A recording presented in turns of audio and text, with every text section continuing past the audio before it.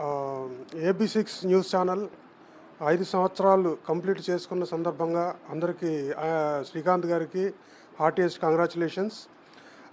ఈ AB6 news channel బ్రాహ్మణుల యొక్క ఏకైక వాయిస్గా మీడియా రంగంలో బ్రాహ్మణులు ఎదుర్కొంటున్న సమస్యలు, వారికి సంబంధించిన ఎటువంటి కార్యక్రమాలనైనా మా బ్రాహ్మణ కమ్యూనిటీ తరపున సమాజానికి